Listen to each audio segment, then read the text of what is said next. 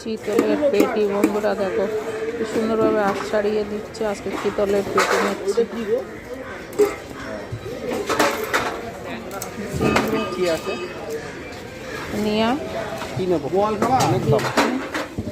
দেখে নিলে বন্ধুরা, নিলাম। খাই না। চলো আরো কত করে শিঙি? কত? 800। শিঙি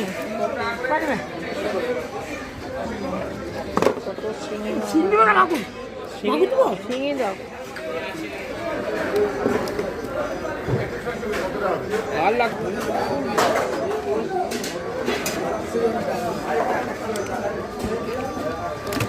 ও বাবা,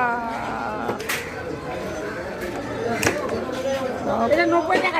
এটা বড়, হ্যাঁ বড় নেই, আর একটু বড় নেই, বড় নেই।